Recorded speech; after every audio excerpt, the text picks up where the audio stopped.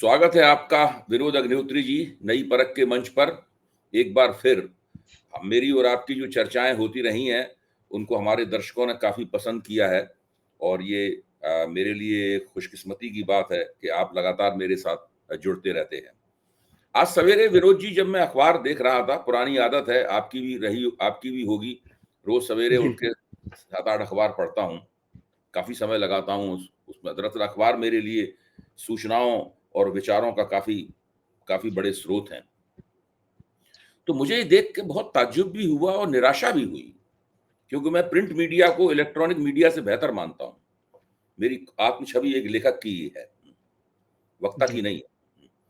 कि मैंने देखा कि जो पटना में कांग्रेस कार्य समिति की जो बैठक हो रही है, उस कार्य समिति की बैठक को ज्यादातर अखबारों ने, कुछ अखबारों ने, एक अखबार ने तो, बड़े अखबार ने तो उसको प्रकाशित ही नहीं किया।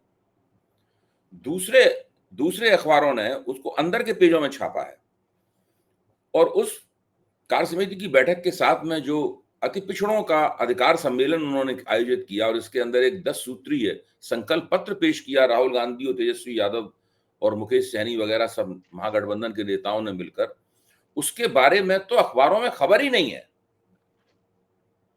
खबर कहीं है तो कांग्रेस कार्य समिति की बैठक जो 10वें पेज पे है, 14वें पेज, इंडियन एक्सप्रेस ने 10वें पेज पे छापी है, हिंदुस्तान टाइम्स ने 14वें पेज पे छापी है, भास्कर ने पहले पन्ने पे छापी है लेकिन बहुत छोटी सी, बहुत कमजोर सी खबर छापी है। उसके अंदर ही कहीं डाल दिया है कि कोई ईबीसी के कोई आउटरीच प्रोग्राम इन लोगों ने लिया है।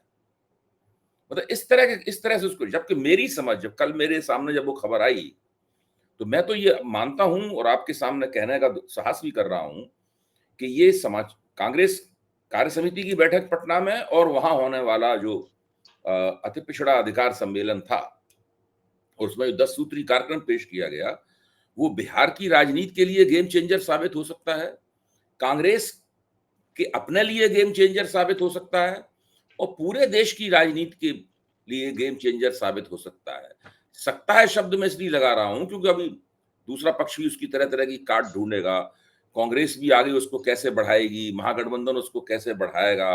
तो ये कई सारे सवाल हैं, लेकिन ये एक ऐसा कदम है जिसकी राजनीतिक संभावनाएं अपार हैं और बड़ी रेडिकल किस्म की राजनीतिक संभावनाओं से भरा हुआ कदम है। तो आप मीडिया के इस नजरिए को किस रूप में देखते हैं और कुल मिलाकर कल जो वहां हुआ उसको किस रूप में देखते हैं? देखिए पहले तो जो कल वहां हुआ उस पर बात करते हैं, उसके बाद मीडिया पर आते हैं।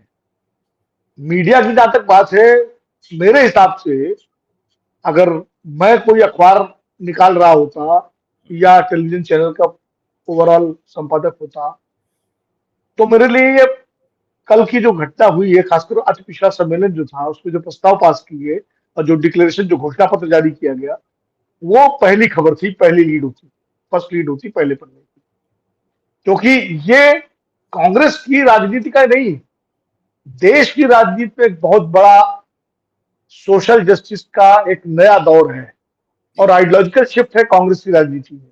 जी। अब देखिए, वो अति पिछड़ों के लिए जो घोषणा पत्र आया है, उसमें लगभग वही सारे संरक्षण देने का प्रावधान है जो एससी एसटी को, दलितों को मिलते हैं, संवैधानिक संरक्षण, जो अभी तक किसी पार्टी के एजेंडे में नहीं था। पिछड़ों को आरक्षण दे दिया जाए, ठीक है, 27% हो गया, मंडल हो गया, कुछ जो है शिक्षण संस्थानों में मिल जाए, वो हो गया। लेकिन अति पिछड़े, जो बिल्कुल पिछड़े, पिछड़ों की जो अगड़ी जातियां हैं, पिछड़े वर्ग की जो अगड़ी जातियां हैं, बाहुबली जातियां हैं, दबंग जातियां हैं, उनमें और दलितों के बीच की जो ये जातियां हैं, जो छोटी छोटी जातियां, जिनका एक गांव में 4 घर होंगे, 10 घर होंगे, 15 घर होंगे, छोटे छोटे काम धंधे हैं, ये सबसे ज्यादा वंचित तबके के, इनको, क्योंकि इनको कोई सुविधाएं नहीं थी और इनके ऊपर जो है दमन और दबाव दुतरफा चौतरफा था। इनको गांव में ट्रीट किया जाता रहा, समाज में बिल्कुल दलितों की तरह, लेकिन दलितों को मिलने वाला संरक्षण इनको नहीं मिलता था। और दबंग जातियां भी इनको दबाती थी और सवर्ण भी दबाती थी। और अभी भी, जिनको बिहार में ईबीसी कहा जाता है, उत्तर प्रदेश में उसको हम लोग एमबीसी कहते थे। इन जातियों के लिए, इस बड़े सामाजिक वर्ग के लिए, जिसकी बिहार में आबादी करीब 36% है और उत्तर प्रदेश में भी 40% के आसपास होगी, इससे कम नहीं होगी, और उत्तर भारत में अगर देखें, मध्य प्रदेश, राजस्थान, तमाम सारे राज्यों में, तो एक बड़ी संख्या है इन वर्गों की। इनको एक तरह से दलितों जैसा, SC ST जैसा पूरा संरक्षण देने का एक घोषणा पत्र कांग्रेस पार्टी ने के जरिए अति पिछड़ा सम्मेलन में जारी किया गया। ये बहुत बड़ी घटना है, राजनीतिक घटना। और इसीलिए मैं कहता हूं कि राहुल गांधी जिस क्वेश्चन को एड्रेस कर रहे हैं, वो लगातार अपना एक जनाधार वर्ग ऐसा तैयार कर रहे हैं जिस पर अभी न मीडिया की नजर है और न राजनीतिक विश्लेषकों की नजर है। कुछ लोगों को अपवाद हो सकते हैं, लेकिन आमतौर पर मैं बात करता हूं, इसलिए मीडिया के लिए ये एक सामान्य घटना है। उनके लिए कह रहे ठीक है, प्रस्ताव पारित कर दिया गया, हो गया। उनके लिए वर्किंग कमेटी की खड़गे जी का भाषण और दूसरे ज्यादा बड़ी घटना थे। और वो भी इतनी बड़ी घटना उनके लिए नहीं थी कि उसको पहले पन्ने पे एक प्रमुख खबर के रूप में जगह दी जाती, शायद। क्योंकि वो तो ये माफ कर रहे हैं कि भाई कांग्रेस की बिहार में हैसियत क्या है, कांग्रेस तो बिहार में आरजेडी की पिछले को पार्टी है, ठीक है, वर्किंग कमेटी हो गई, 50-80 साल बाद, 85 साल बाद कर ली, एक रस्म अदायगी हो गई, इससे क्या कांग्रेस को मिल जाएगा या कांग्रेस की सीटें आ जाएंगी। सवाल ये नहीं है, सवाल ये है कि ये घटना भाई 80 या 85 साल बाद अगर सदाकत आश्रम में वर्किंग कमेटी की बैठक हो रही है, तो उसके पीछे कोई सोच होगी ना। चुनाव तो इसके पहले भी विधानसभा और लोकसभा के बिहार में होते रहे हैं, तब तो कांग्रेस ने कभी नहीं वहां तो वर्किंग कमेटी की बैठक करने की सोची। यहां तक जब कांग्रेस की सरकारें रही बिहार में और देश में, तब भी नहीं की। अभी क्यों की? क्योंकि कांग्रेस, जो राहुल गांधी जो राजनीति कर रहे हैं, सामाजिक न्याय की राजनीति, और जिसमें उन्होंने अग्रणी भूमिका ले ली है, आज की तारीख में जो सामाजिक न्याय के दल हैं, कथित रूप से जिनको माना जाता है, जिनको जातिवादी पार्टियां भी कहा जाता है, या सामाजिक या मंडल की राजनीति से जो निकले हैं, समाजवादी पार्टी, आरजेडी, लोजपा, इनसे, इनके नेताओं से कहीं ज्यादा मुखर हो गए राहुल गांधी सोशल जस्टिस की राजनीति को लेकर, सामाजिक न्याय की राजनीति को लेकर, पिछड़ों और अतिपिछड़ों के सवाल को लेकर। और वो जो पूरा शिफ्ट है, क्योंकि बिहार इसकी प्रयोग भूमि है। समाजवादी आंदोलन जब डॉक्टर लोहिया ने पिछड़े पावे 100 में 60 का नारा दिया था, तब से लेकर के जेपी आंदोलन में कर्पूरी ठाकुर से लेकर के मंडल की राजनीति का बिहार उसकी प्रयोग भूमि है पूरे देश में। और राहुल गांधी इस बात को समझ चुके हैं कि बिहार उसकी, अगर बिहार से उन्होंने कोई संदेश दिया तो वो संदेश पूरे देश में जाएगा। इसीलिए राहुल गांधी के आग्रह पर ही वर्किंग कमेटी बिहार में रखी गई, पटना के सदाकत आश्रम में रखी गई, और साथ ही उसके बैक टू बैक में ये अति पिछड़ा सम्मेलन जो है ये आयोजित किया गया। मैंने फिर पिछली बार भी कहा था कि जो कांग्रेस की अति पिछड़ी राजनीति के, जो राहुल गांधी की इस पॉलिटिक्स के जो अमल में लाने का काम जो कर रहे हैं डॉक्टर नवीन जयहिंद, जो सॉरी डॉक्टर अनिल जयहिंद, जो अनिल अनिल यादव है वैसे वो, लेकिन वो जयहिंद लिखते हैं, वो उनकी पूरी इस भूमिका थी और उनका सुझाव था, उसके तहत इस सारा आयोजन हुआ। और जो घोषणा पत्र आया है, आप देख, बिहार में भी, जबकि मैंने इसको फ्लाइट मोड पे लगाया हुआ, फिर भी इंटरनेट कॉल तो लोग कर देते हैं। तो मैं कह रहा था कि वो राहुल गांधी ने इस बात को समझा है कि जो अति पिछड़ों की राजनीति है, इसको अभी सीरियसली किसी पार्टी ने एड्रेस नहीं किया है। मंडल का पूरा लाभ, मंडल राजनीति का पूरा लाभ उन जातियों को मिला जो पिछड़ों की अगड़ी जातियां थी, यादव, कुर्मी, कोयरी, ये 3 जातियों को मिला। बीजेपी ने भी एड्रेस किया इस सवाल को, लेकिन खाली इसलिए एड्रेस किया कि उनको जो सोशल इंजीनियरिंग का जो फार्मूला दिया था गोविंदाचार्य ने, उनको लगा कि उनके पूरे हिंदुत्व के अम्ब्रेला में जब तक पिछड़े नहीं आएंगे, तब तक वो जो है पूरा नहीं होगा और तभी वो सत्ता के करीब पहुंच पाएंगे। तो उन्होंने खाली पिछड़ों को थोड़ा बहुत आरक्षण के मामले में थोड़ी बहुत राजनीतिक भागीदारी करके और इस तरह उन्होंने एक बनाया, लेकिन जो बेसिक क्वेश्चन पिछड़ों का था, उनकी सुरक्षा, संरक्षण, हिस्सेदारी का और उनके सम्मान का, वो एड्रेस राहुल गांधी ने किया है अपनी राजनीति के जरिए। और ये जो कल का जो घोषणा पत्र है, ये बिहार की राजनीति में भी असर डालेगा और बिहार के साथ साथ आने वाले दिनों में देश की जो राजनीति है उस पर भी इसका दूरगामी प्रभाव पड़ेगा। मैं ये नहीं कहता कि इससे कि एकदम कांग्रेस को एकदम से अगले चुनाव, हर राज्य के चुनाव में पूर्ण बहुमत मिलना शुरू हो जाएगा, लेकिन अभी भी आप जानते हैं, सोशल साइंटिस्ट के रूप में आपने बहुत काम किया है, इतना राजनीतिक विश्लेषक के रूप में भी, कि ये दूरगामी राजनीति के लक्ष्य हैं। मंडल आयोग जब वीपी सिंह लाए थे, तो वीपी सिंह की पार्टी तो हार गई थी 91 का चुनाव, जबकि लाए थे मंडल आयोग, लेकिन मंडल का राजनीति पर कितना बड़ा असर पड़ा वो आज तक जारी है। अब मंडल 2 शुरू हो गया, मंडल 3 की बात हो रही है। तो मंडल, इसी तरह जो भी, अगर भारतीय जनता पार्टी के हिंदुत्व की राजनीति को ही नहीं, तो राम मंदिर आंदोलन उन्होंने 89 में अपने घोषणा पत्र में लिया, एजेंडे में लिया था। लेकिन पूर्ण बहुमत भाजपा को मिला 2014 में। उसके बाद उसका दूरगामी असर पड़ा भारत की राजनीति में। तो ये राहुल गांधी का जो प्रयोग है पिछड़ों के, और अभी अगर पिछले कुछ चीजों को देखें कि लगातार इस राजनीति के चैंपियन राहुल गांधी बनते जा रहे हैं। जाति जनगणना के सवाल को जिस तरह उन्होंने एक मुद्दा बनाया, और इतना बड़ा मुद्दा बनाया कि खुद केंद्र सरकार जो बिल्कुल खिलाफ थी इसकी, खुद प्रधानमंत्री नरेंद्र मोदी तक ने इसको अर्बन नक्सल का एजेंडा कहा था, खुद बीजेपी और आरएसएस ने इसके खिलाफ बयान दिए थे तमाम नेताओं ने, समाज को तोड़ने वाला जाने क्या क्या। वही केंद्र सरकार मजबूर हो गई जाति जनगणना कराने की घोषणा करने पर, और घोषणा भी कर दी, कैबिनेट से उसका प्रस्ताव भी पास हो गया और तारीख भी बता दी कि किस तरह से इसका होगा। तो ये एजेंडा, इसी तरह अगर आप उस घोषणा पत्र को पढ़ें तो उसमें जो सारी मांगे, उसमें एक एक चीज और है कि निजी शिक्षण संस्थानों में भी अति पिछड़ों और पिछड़ों को आरक्षण देने की बात की गई। अभी तक सरकारी शिक्षण संस्थानों में आरक्षण है, लेकिन निजी शिक्षण संस्थानों की बात उसमें की गई है, और निजी शिक्षण संस्थानों का ये मामला नहीं रुकेगा। मैं बार बार कहता हूं कि जाति जनगणना के बाद ये मामला निजी क्षेत्र में आरक्षण तक जाएगा।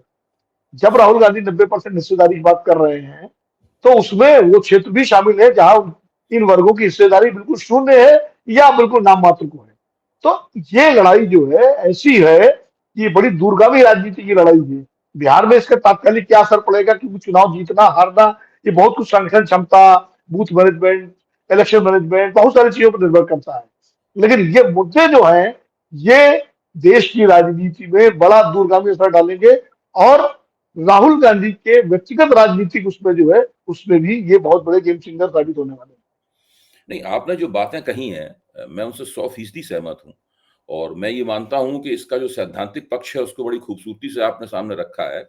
राहुल गांधी ने इस पक्ष को समझा और जो अति पिछड़े आरक्षण की राजनीति से के दायरे से व्यवहारिक रूप से बाहर ही थे, केवल केवल औपचारिक रूप से ही उसमें शामिल थे, लेकिन व्यवहारिक रूप से बाहर थे, उन सबको वो उसके बीच में ले आए हैं उसको। अब अति पिछड़ों को जो जिन सुविधाओं का उन्होंने वायदा किया है, वो सुविधाएं दूसरी पार्टियों को ही और दूसरी सरकारों को भी देनी पड़ेंगी। आरक्षण और संरक्षण दोनों।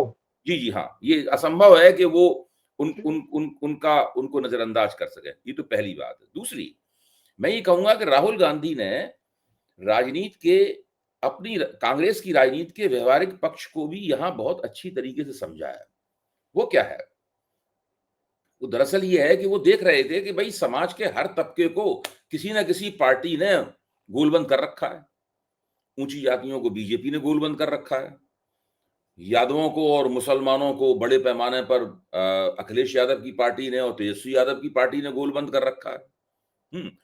सबको कहीं ना कहीं, सब लोग कहीं ना कहीं फिक्स हैं, गोलबंद हैं। सबके अंदर जो जो राजनीतिकृत, जो पॉलिटिसाइज्ड तत्व हैं हर बिरादरी में, उनकी पार्टी निष्ठाएं हैं, वो जुड़े हुए हैं, और उनको उन पार्टी निष्ठाओं से निकाल लाना, छीनना काफी मुश्किल काम है। और ये वो कई उत्तर प्रदेश में प्रियंका गांधी लगी रही, वो भी इससे पहले लगे रहे, लेकिन वो कर नहीं पाए उसमें। तो राहुल गांधी ने देखा कि केवल अति पिछड़ा हिस्सा ही है जिसकी पार्टी निष्ठाएं अभी अंतिम रूप नहीं ले पाई। जी, वो नीतीश कुमार को समर्थन करता है, छोटी छोटी पार्टियां हैं, जैसे राजभर की पार्टी है या संजय निषाद की पार्टी है, इस तरह की कई पार्टियों के अंदर वो बिखरा हुआ है, लेकिन उसकी पार्टी निष्ठाएं अभी स्पष्ट नहीं है। केवल समाज में 35 से लेकर 40-45% का ये बड़ा हिस्सा जो है, वो ऐसा है कि अगर इसकी निष्ठाएं कांग्रेस जीत ले तो कांग्रेस दोबारा सारे देश के पैमाने पर, और खासतौर से उस इलाके में जो भाजपा का कैचमेंट एरिया कहलाता है, भाजपा का प्रभाव क्षेत्र है, वहां पे दोबारा खड़ी होकर भाजपा की आंख में आंख डालकर कह सकती है कि हमारे पास भी एक अच्छा खासा जनाधार है।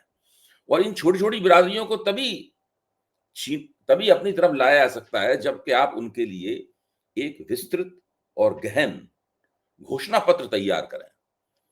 और राहुल गांधी ने जो खेतिहर बिरादरियों में सबसे ज्यादा ताकतवर हैं, यादव, उत्तर प्रदेश और बिहार में, उनके नेताओं को भी अपने साथ जोड़ लिया है इस सवाल बिल्कुल। में। पहले से जुड़े हुए थे वो, लेकिन इस सवाल पे उनमें एक संकोच रहता था कि भाई अब यादव लोग को आरक्षण की पूरी मलाई मिल रही है, तो हम उसमें बंटवारा क्यों करें, इससे हिस्सेदारी किसी क्यों करने दें। लेकिन इस बार हुआ ये है कि वो भी इसके साथ इनके साथ खड़े हो गए। क्योंकि अखिलेश और तेजस्वी ऐसे लोगों को भी लग रहा होगा कि भाई भारतीय जनता पार्टी को अगर हराना है और खुद सत्ता प्राप्त करनी है, तो कम से कम जिस पिछड़े समाज का हम नेता होने का दावा करते हैं, उसकी 35 से 45% के बीच की जो आबादी है, हम उसके नेता तो बन जाएं पहले।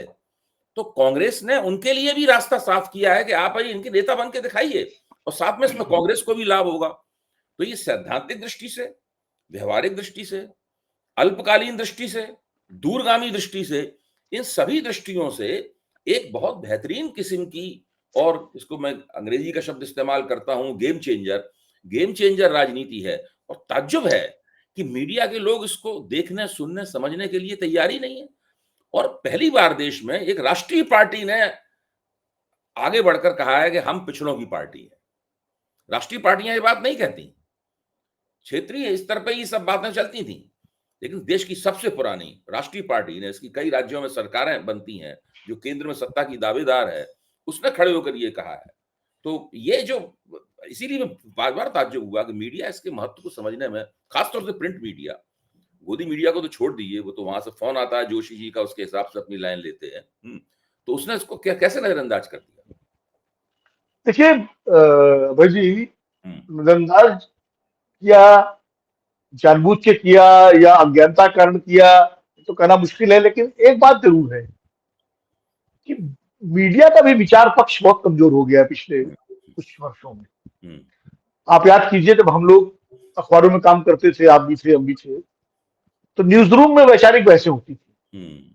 न्यूज रूम में इन सारे मुद्दों पर चर्चा होती थी, पक्ष विपक्ष। उदाहरण के लिए मंडल का मुद्दा जब आया, तो याद करिए हम लोगों के न्यूज रूम कितने जीवंत होते थे। उनमें कुछ लोग आपस में मंडल के झगड़े हो जाते थे इस सवाल पे। झगड़े हो जाते थे, वैचारिक झगड़े होते थे, व्यक्तिगत झगड़े नहीं होते थे, वैचारिक झगड़े होते थे। मंदिर के मुद्दे पर, मंडल के मुद्दे पर कुछ लोग जब पक्ष में तर्क देते थे, कुछ विपक्ष में तर्क देते थे, और इस तरह के लेख भी छपते थे। मुझे याद है अच्छी तरह, नवभारत टाइम्स में तो माथुर साहब और एसपी सिंह तो बहुत इसको प्रोत्साहित करते थे। और सूर्यकांत वाली जी जो पूरी तरह से दक्षिणपंथी विचारधारा के थे, वो एडिट पेज के इंचार्ज थे, लेकिन वो खुद कहते थे, लेख लिखते थे और कहते थे इसके जवाब में लिखो। तो वो एक विमर्श का जो माहौल था, वो माहौल बिल्कुल पिछले 15-20 सालों में खत्म हो चुका न्यूज रूम से।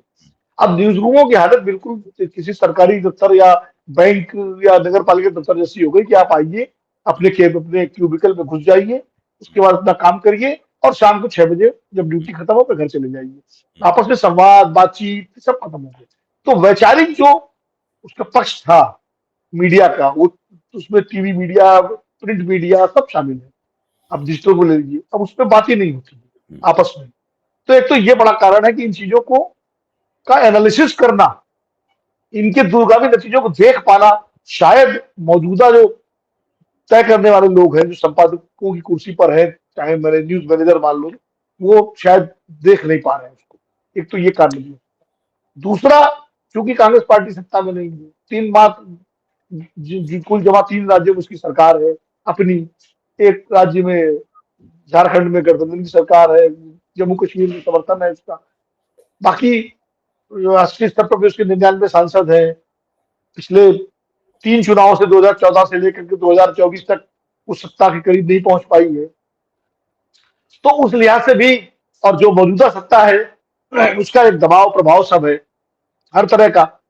तो वो भी एक कारण है कि भाई कांग्रेस कुछ कर रही, कर दे तो देखेंगे, जब कुछ होगा तो देखा जाएगा। अभी तो खबर छाप दो औपचारिकता के तौर पर, ताकि ये न लगे कि हमारा आपसे छापा नहीं। तो ये भी एक उसके पीछे भावना है कि ठीक है यार, अब वहां बिहार में कुछ है नहीं इनका, वहां कर रहे हैं क्या है। और राहुल गांधी, कुछ लोग राहुल गांधी को समझ ही नहीं पा रहे हैं। एक बहुत बड़ा तबका ऐसा है बुद्धिजीवियों का और मीडिया में, जो राहुल गांधी को समझ ही नहीं पा रहा। उसके लिए राहुल गांधी की कोई बात लगता है यार ये क्यों बोल दिया, ये क्या है, इससे क्या होगा, इससे तो मतलब राहुल गांधी परंपरागत राजनीति से अलग राजनीति कर रहे हैं। वो अगर वोट चोरी का मुद्दा उठा रहे हैं, तो साथ साथ इलेक्शन कमीशन के सामने वो सवाल भी खड़े कर रहे हैं, जिनका जवाब इलेक्शन कमीशन को देना भारी पड़ रहा है। और इलेक्शन कमीशन कोर्स करेक्शन करने में लग गया। अब देखिए, आनंद के बाद इलेक्शन कमीशन ने जो फैसला किया कि अब आधार को लिंक किया जाएगा, ओटीपी आएगा मोबाइल पर, ये तो सारे तो उसके बाद ही है, जो कथित रूप से ताला लगाया जा रहा। ठीक, अच्छी बात है, हम स्वागत करते हैं इस तरह की। लेकिन राहुल गांधी के सवाल उठाने के बाद ही तो किया ना। तो वो उसको लोग उस तरह से न देख पा रहे हैं न देखना चाहते हैं, वो एक कारण है। लेकिन मैं जितना अपनी छोटी सी समझ के आधार पर देख पा रहा हूं, राहुल गांधी भारतीय राजनीति का नया नैरेटिव सेट कर रहे हैं। वो सोशल जस्टिस पार्ट 3, पार्ट 2 भी नहीं, पार्ट 3 में इसलिए कर रहा हूं कि मंडल जब लाया गया था तो वो पार्ट 1 था। मंडल का इम्प्लीमेंटेशन और उसके आधार पर राजनीतिक दलों में मंडल की राजनीति का प्रभाव पार्ट 2 है। अब ये पार्ट 3 है, इसका प्रभाव राजनीतिक दलों के साथ साथ समाज पे भी पड़ेगा। और मैं बताऊं आपको, जैसे आपने कहा कि तेजस्वी यादव या अखिलेश यादव को भी उन्होंने एक विंडो दी है, एक रास्ता दिया है। ये उत्तर प्रदेश में तो ये रास्ता लोकसभा चुनाव से खुल गया था। लोकसभा चुनाव में वो तमाम अति पिछड़ी जातियां और दलित जातियां जो तमाम सामाजिक आर्थिक कारणों से, राजनीतिक कारणों से समाजवादी पार्टी के साथ जाने में संकोच करती रही हैं पिछले 10 साल 12 साल से, उन्होंने भी समाजवादी पार्टी के उम्मीदवारों को इसलिए वोट दिया कि राहुल गांधी ने संविधान का मुद्दा उठाया था और जाति जनगणना का मुद्दा उठाया था और कांग्रेस पार्टी उनके साथ थी। उसका फायदा समाजवादी पार्टी को मिला कि वो भी 37 सीटें जीत सकी और 6 सीटें कांग्रेस जीती। तो ये बात अखिलेश जी को भी समझ में आ गई, ये बात तेजस्वी को भी समझ में आ गई, क्योंकि बिहार में उन्होंने उस तरह से सामाजिक समीकरण हिसाब से टिकट नहीं बांटी थी, उसका नुकसान हुआ। अब उनको भी समझ में आ गया, इसलिए वो भी इस मुद्दे पर आए। ये बात सही है, वो अपनी जिस जाति जिस समाज से अब आते हैं, वो उसके वर्चस्व को तोड़ना नहीं चाहते क्योंकि वही उनकी ताकत है। लेकिन राजनीतिक मजबूरी भी है, उनकी राजनीतिक व्यवस्था है, वो जानते हैं इस बात को कि सिर्फ अपने जाति वर्ग, अपने सामाजिक वर्ग और मुसलमानों के वोट से सरकार नहीं बन सकती जब तक कि कोई और तमाम जातियां इसमें न जुड़े। और इसीलिए अखिलेश जी के लिए भी और तेजस्वी जी के लिए भी कांग्रेस के साथ, राहुल गांधी के एजेंडे के साथ आना राजनीतिक व्यवस्था भी है और जरूरी भी है।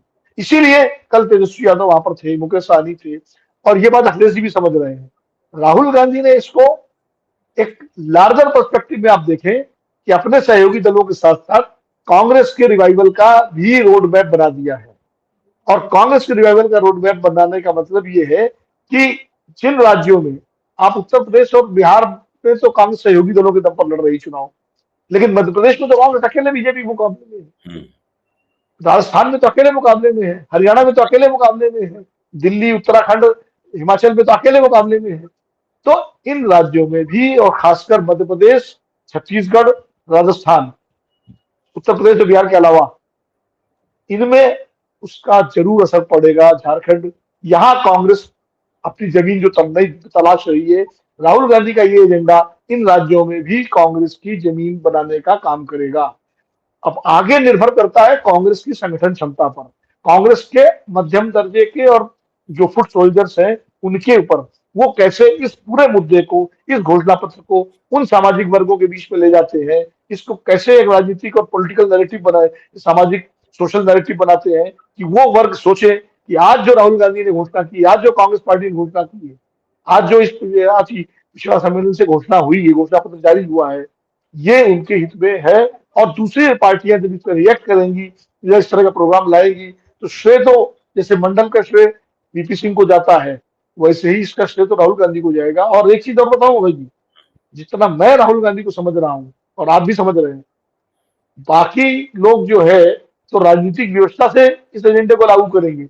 राहुल गांधी राजनीतिक जरूरत के साथ साथ उनका अपना एक अंदर का कमिटमेंट भी है दिल से भी इस कर रहे हैं। मामले में, वो दिल से भी कर रहे हैं। ये बात माननी पड़ेगी। अगर दिल से न कर रहे हो तो कोई, क्योंकि उन्होंने इस बीच जो प्रयोग किए हो आप देखिए ना, उन पर ध्यान डालिए। वो मोची समुदाय के बीच जाके जूता बनाने की कला सीखते हैं, वो बढ़ई समुदाय के बाद जाके वो देश सीखते हैं कैसे आरी चलाई जाती है, कैसे हथौड़ी चलाई जाती है। वो लोहार समुदाय के बीच में जाते हैं, वो नाई समुदाय के बीच में जाते हैं, वो मखाना किसानों के बीच में जाते हैं। और वो ये सारे वही वर्ग तो हैं, ये अति पिछड़े वर्ग ही तो ये काम कर रहे हैं, इन सब में जो जुड़े हुए हैं, या अति दलित काम कर रहे हैं। तो इन वर्गों को नजदीक से देखने के बाद उनकी तकलीफ, उनकी पीड़ा, उनके संघर्ष को राहुल गांधी ने बहुत करीबी से समझा है। और इसीलिए वो इस एजेंडे को राजनीतिक जरूरत के साथ साथ अपने एक वैचारिक जरूरत और अपने एक प्रतिबद्धता के साथ लागू कर रहे हैं। हाँ, इसका एक और इसलिए मुझे पहलू लगता है है विनोद जी, जी आपने जो बातें कही उसी के साथ मैं जोड़ रहा हूं। राहुल गांधी, ठीक है, उन्होंने कल एक संकल्प पत्र पेश किया जिसको सब लोगों ने मिलकर कहा कि हम इसी पे चुनाव भी लड़ेंगे। ये महागठबंधन का संकल्प पत्र है, कांग्रेस का नहीं है। लेकिन आप देखिए, वो बंदा मार्च अप्रैल से इस काम में लगा हुआ है। मार्च अप्रैल से वो बिहार में कई यात्राएं कर चुका है, एक कर्पूरी रथ निकाल चुका है, कई सम्मेलन कर चुका है। और राहुल गांधी ने वहां बैठे हुए अति पिछड़े वर्ग के नेताओं से कहा भी कि क्या आप हमारे साथ नहीं बैठे थे, क्या हमारी आपकी बातचीत नहीं हुई थी, क्या ये मांगे आपकी मांगे नहीं है, ये मांगे तो आपकी, आवाज तो आपकी है, केवल हम तो उसको उठा रहे हैं यहाँ पर। इस तरीके से उन्होंने बताया कि अति पिछड़े वर्ग से उनका जो एंगेजमेंट है, उनका जो संवाद है, वो संवाद एक सतत संवाद है और उस सतत संवाद के जरिए वो इस मुकाम पर पहुंचे हैं। पहली बात ये। दूसरी महत्वपूर्ण बात जहां मैं रेखांकित करना चाहता हूं और आपका ध्यान उसमें खास तौर से आकर्षित करूंगा कि अगर कुछ इन लोगों ने अच्छा इंतजाम कर लिया, राष्ट्रीय जनता राजद ने और कांग्रेस ने, सीपीआई-एमएल ने, मुकेश सहनी की पार्टी ने, सब लोगों ने ठीक-ठाक बंदोबस्त कर लिया चुनाव लड़ने का और बूथ मैनेजमेंट, इनका बूथ प्रबंधन ठीक रहा, तो अब ये चुनाव जीतने की स्थिति में धीरे-धीरे कर आ रहे हैं। अभी तक मैं नहीं मानता था इस बात को, लेकिन इस संकल्प पत्र के बाद में वो जमीन बन गई है। अगर ये सुखद संयोग हुआ और महागठबंधन ने एनडीए से सत्ता छीन ली बिहार में, तब वो फिर इस संकल्प पत्र को लागू भी करके दिखाएंगे, तभी तो लागू कर पाएंगे। बिल्कुल फिर बिहार एक राष्ट्रीय राजनीति का मॉडल बन जाएगा। बिल्कुल। हाँ, और वो लोग सारे देश के, उत्तर प्रदेश के और दूसरे जगहों के जो अति पिछड़े हैं, वो देखेंगे कि भाई बिहार में क्या हो रहा है। फिर ये भाजपा का लगातार रहता है कि ऊंची जातियों के साथ में आप अति पिछड़ों को जोड़ दें, और हमारे पारंपरिक लोधी वगैरह समर्थक हैं, उनको जोड़ के एक 40% की हिंदू एकता, 40-45% की हिंदू एकता बना लें और सारे देश की सत्ता पे कब्जा कर लें। वोट मिले हमें 31% से 36%, 37% के बीच में, सत्ता पे हम 100% कब्जा कर लें। यहां तक कि मैं तो मानता हूं भाजपा सत्ता पे 500% कब्जा किए हुए, जहां नहीं कब्जा वहां भी कब्जा किए हुए है भाजपा। इस तरह का कंट्रोल एंड कैप्चर का गेम खेला है इन लोगों ने पिछले 11 वर्ष में। क्योंकि आप देखिए ना, 40% भी वोट आज तक भाजपा को नहीं मिले, सत्ता पे कब्जा 500% है इनका। तो ये बिहार से जो है, अगर वो मॉडल ये लोग स्थापित कर पाए वहां पर, मुश्किलें होंगी, क्योंकि समाज के धरातल पर जो यादव दबदबे वाली जातियां हैं, जिनको एमएन श्रीनिवास डोमिनेंट कास्ट कहते थे, लेकिन हम लोग लोकप्रिय पत्रकारिता की भाषा में उनको दबंग जाति या दबदबे वाली जाति कहते हैं, तो वो जातियां, बहुत मुश्किल होगा। आप चुनाव भले लड़के जीत जाए इस सवाल के ऊपर, लेकिन वो अति पिछड़ों को आरक्षण के लाभ मिल पाए, ये सब मिल पाए, उनको पहुंचना में बड़ी दिक्कतें पैदा होंगी। खुद तेजस्वी यादव पे और अखिलेश यादव पे भी दबाव पैदा होंगे कि आप कहां इस चक्कर में फंस गए। लेकिन यही चुनौती है, इस चुनौती को उन्होंने अगर 50% भी पूरा कर लिया तो खेल बदल जाएगा। देखिए अभय जी, बिहार की से ही शुरू करता हूं मैं। बिहार की राजनीति में पिछड़ों के सबसे बड़े चैंपियन आज पिछड़ों के कर्पूरी ठाकुर थे, और कर्पूरी फार्मूला उन्होंने दिया था, मुंगेरीलाल फार्मूला जो कर आरक्षण का।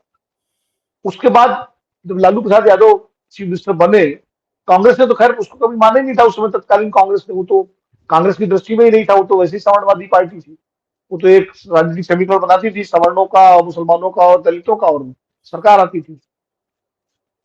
वैचारिक और राजनीतिक समझ कांग्रेस में तो 67 के बाद से, मतलब इंदिरा गांधी के युग से काफी उसका वो हो गया था, क्योंकि वो अलग दूसरे मुद्दों पर कांग्रेस जीती थी चुनाव। लालू जी का जो पहला चुनाव था, याद करिए आप, 1995 वाला दूसरा चुनाव। 90 में तो वो वीपी सिंह की लहर में और जनता दल लहर में चीफ मिनिस्टर बने थे, उनके नाम पे चुनाव लड़ा नहीं गया था। चुनाव तो जनता दल जीता था वहां पर, लेकिन उनको मुख्यमंत्री बनाया गया था। जो दूसरा चुनाव था और लालू जी का पहला चुनाव था, जब शेषन के साथ उन पर टकराव हुआ, उस वक्त जनता दल और लालू प्रसाद यादव यादवों के नेता नहीं थे, वो पिछड़ों के नेता थे, ओबीसी लीडर। और क्या जबरदस्त बहुमत मिला था 1900। और जब नीतीश कुमार और जॉर्ज फर्नांडीज खिलाफ हो गए थे, समता पार्टी बनाई थी, तो शायद 4 या 5 सीटें आई थी इनकी बिहार में, या 2 सीटें आई थी। बहुत ही बुरी हालत हो गई थी, अकेले लड़े थे जनता दल से लगू कर। नीतीश कुमार ने इस बात को समझा और लालू प्रसाद यादव ने उसको, नीतीश जी को मौका दिया। जैसे जैसे पिछड़ों की जगह वो यादवों और मुसलमानों के नेता बनते गए लालू प्रसाद यादव, नीतीश कुमार इनरोड करते गए अति पिछड़ों के बीच में। और उन्होंने अति पिछड़ों की, क्योंकि नीतीश कुमार का अपना जो जिस जाति से आते हैं, जिस सामाजिक वर्ग से आते हैं, वो 2.5-3% है बिहार में, उसका कोई बहुत ज्यादा असर नहीं है। उत्तर प्रदेश में फिर भी 6-7% उसकी आबादी है, 8%। वो जानते थे कि अकेले इसके दम पर वो नहीं, तो उन्होंने एक पूरा राजनीतिक वर्ग तैयार किया, अपना सामाजिक वर्ग तैयार किया, वो अति पिछड़ों का था। और जैसे ही वो भाजपा की मदद से 2005 में पहली बार मुख्यमंत्री बने, उन्होंने सारा, आप देखिए, अति पिछड़ों को आरक्षण देने का काम और अति पिछड़ी जातियों को आगे लाने का काम, और उसके वो चैंपियन हो गए पूरे बिहार में। बीजेपी भी उसमें इनरोड नहीं कर पाई अति पिछड़ों में। बीजेपी वो सवर्णों की और हिंदुत्ववादी राजनीति करती रही। ये बीजेपी को उस तरह से रोका भी नीतीश कुमार ने, क्योंकि लालू प्रसाद यादव और की जो एमवाई पॉलिटिक्स थी, उसके रिएक्शन में अति पिछड़े बीजेपी के साथ जा सकते थे, लेकिन विकल्प के रूप में नीतीश कुमार मिल गए और नीतीश कुमार ने उस वोट बैंक को रोक दिया, अपने साथ ले लिया। तो बीजेपी भी कभी पैन बिहार की अकेले पार्टी नहीं बन पाई। आज ही किसी से बात हो रही थी कि प्रशांत किशोर की पार्टी को बहुमत मिलेगा कि नहीं मिलेगा। मैंने कहा बहुमत को तो मैं नहीं कह सकता, जब बीजेपी को आज तक बिहार में बहुमत नहीं मिल पाया, जो देश पर राज कर रही है, अपने दम पर कहाँ भी बिहार में बहुमत मिला है बीजेपी को, तो किसी नई पार्टी के लिए इतना ठीक आसान बात। नहीं है। तो बीजेपी नहीं कर पाई, और नीतीश कुमार इन्हीं अति पिछड़ों की दम पर कभी बीजेपी के साथ, कभी आरजेडी के साथ वो बैलेंसिंग करते रहे, तराजू के पलड़े में इधर से उधर होते रहे और राज करते रहे। आज भी कर रहे हैं। राहुल गांधी का, मैं आ रहा हूं उस पर, राहुल गांधी ने इसको पहचान लिया। अब वो, उनको ये समझ किसने दी मैं नहीं जानता। क्या जो बीच में कांग्रेस और नीतीश कुमार की दोस्ती हुई उसके दौरान उनकी समझ विकसित हुई, या शरद यादव के साथ राहुल गांधी का जो मिलना जुलना बहुत ज्यादा था, उनसे ये चीज मिली, या मोहन प्रकाश और तमाम ऐसे लोग जो सामाजिक न्याय की राजनीति से निकले थे, उन्होंने राहुल गांधी को, जो भी हो, या राहुल गांधी ने अपने तरीके से पढ़ा लिखा और समझा होगा, जो भी हो, लेकिन उन्होंने इसको पहचान लिया कि नीतीश कुमार कमजोर हो रहे हैं। नीतीश कुमार अब उनकी राजनीति जो है वो बिल्कुल अंतिम पड़ाव की ओर है। ऐसे में ये जो वर्ग है, ये लीडरलेस हो रहा है, इसको कांग्रेस अपने साथ जोड़े। और यहां से शुरू होता है राहुल गांधी का अति पिछड़ों की राजनीति का काम, और जो अब वो राष्ट्रीय स्तर पर भी कर रहे हैं, करने जा रहे हैं। और इसीलिए कल जब कांग्रेस और आरजेडी का ये अति पिछड़ा सम्मेलन होने वाला था, तो बिहार के सभी प्रमुख अखबारों में, बिहार सरकार ने, नीतीश कुमार जी ने एक पेज का पूरा फुल पेज विज्ञापन दिया, और वो काम गिनाए जो नीतीश कुमार जी ने अति पिछड़ों के लिए किए थे। अब आप समझिए इसको। खतरा साफ इस लग रहा है उन लोगों भारत, को। भले भारत का मीडिया न समझ पाया हो इस सम्मेलन का महत्व, भले वो दिल्ली में बैठे हुए हमारे तमाम संपादक लोग न समझ पाए हो इसका महत्व, लेकिन नीतीश कुमार ने समझ लिया था इसका महत्व। सम्मेलन से पहले, घोषणा पत्र जारी होने से पहले, कि ये सीधे सीधे उनके ऊपर चोट है, उनके जनाधार पर चोट है, इसीलिए वो प्रिएम्प्ट करके उन्होंने इस तरह का विज्ञापन देके बताया कि हम तो ये सब कर चुके हैं जो ये करने जा रहे हैं। यानी नीतीश कुमार चूंकि उसी राजनीति से निकले हैं, वही उनकी ताकत है, उन्होंने इसको समझ लिया। इसलिए मैं कह रहा हूं कि ये राहुल गांधी का प्रयोग जो है, ये बड़ा प्रयोग है। बिहार इसकी पहली प्रयोगशाला होगी, और बिहार में ये प्रयोग सफल हो या पूरी तरह सफल ना भी हो, तो भी राहुल गांधी इसमें रुकने वाले नहीं है। जैसे जाति जनगणना का मुद्दा मध्य प्रदेश, छत्तीसगढ़ और राजस्थान के विधानसभा चुनाव में नहीं चला, वहां तीनों जगह कांग्रेस हारी, लेकिन राहुल गांधी ने उस मुद्दे को छोड़ा नहीं। टेलीविजन की बहसों में ये सवाल जब आता था, तो मैं बार बार ये कहता था कि कोई मुद्दा एक चुनाव से उसका असर नहीं मापा जा सकता। राम मंदिर का मुद्दा, कब आके बीजेपी को बहुमत मिला? मंडल के बाद बीपीसी चुनाव हार गए, लेकिन मंडल तो खत्म नहीं हुआ। तो खाली ये मानना कि जाति जनगणना का मुद्दा पिट गया है, मैं इसको नहीं मानता, और वो बात आगे साबित हो गई जब खुद केंद्र सरकार ने स्वीकार किया। और ये अल्प पिछड़ों का मुद्दा भी, बिहार चुनाव का नतीजा कुछ भी हो अभय जी, लेकिन ये मुद्दा यहाँ रुकने वाला नहीं है, नंबर एक। और अगर, जैसा कि आप कह रहे हैं, अगर महागठबंधन की सरकार बन जाती है बिहार में, तो निश्चित रूप से चुनौती दो होंगी। पहली, इस घोषणा पत्र को बिहार में लागू करना, और दूसरा, इसको राष्ट्रीय स्तर पर इस पूरे मुद्दे को एस्केलेट करना।